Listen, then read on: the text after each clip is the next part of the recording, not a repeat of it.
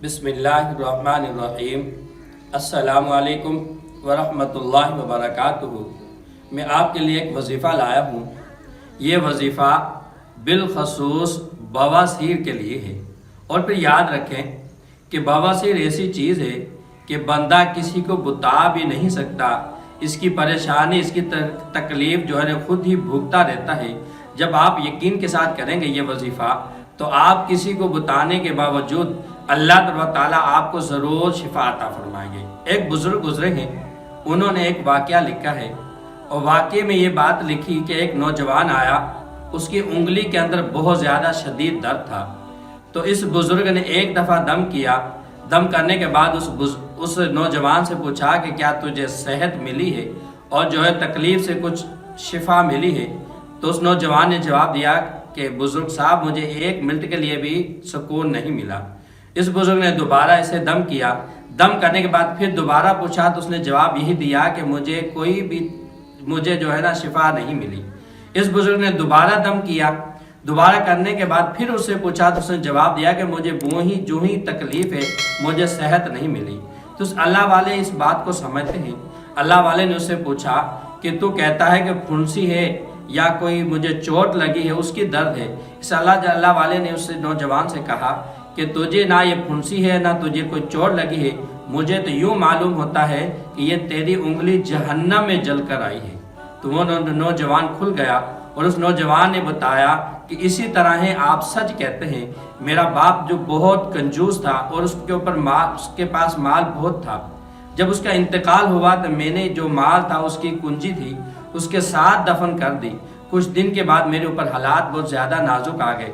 जब मेरे हालात नाजुक आए तो मैंने सोचा कि कब्र के अंदर तो दौलत पड़ी होगी, मैं कब्र जाकर खोलता हूँ और खोल कर वहाँ से वो उठा कर लाता हूँ।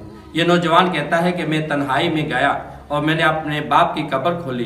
कब्र खोलने के बाद जब मैंने देखा तो ये जितनी भी दौलत थी मेरे बाप के सारे जिस्म पर लिपटी हुई थी। तो मैंने सोचा कि लिपटी हुई है, मैं उतार लेता हूँ।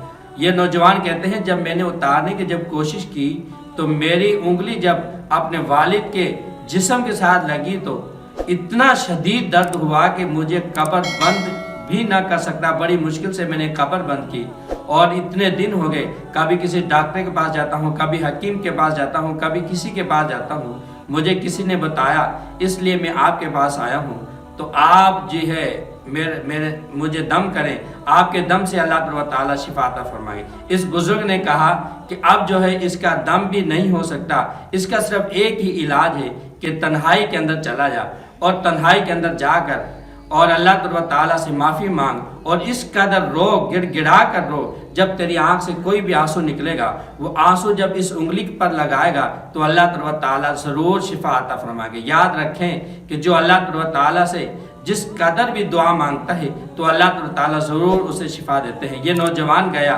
2 रकात नमाज नफल अदा की। नफल अदा करने के बाद इस कदर अल्लाह ताला के सामने रोया और गिड़गिड़ाया।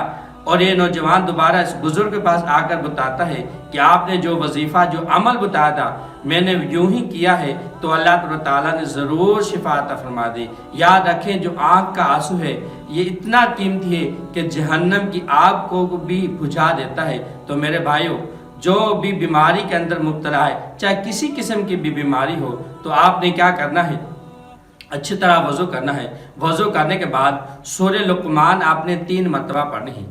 सूरह लुक़मान 3 मरतबा पढ़ने के बाद आपने जो है ना किसी पानी पर दम करना है और पानी पर दम किया हुआ कम से कम दिन में 3 मरतबा करें। और ये जो वजीफ़ा है ये रोज़ाना करें, बिला नागा करें, जब तक अल्लाह ताला आपको इसमें शिफा नहीं देते, जब तक आप ये वजीफ़ा करते रहें। मेरी दुआ है कि अल्लाह ताला आपको ज़रूर इसमें शिफा अता फरमाएंगे।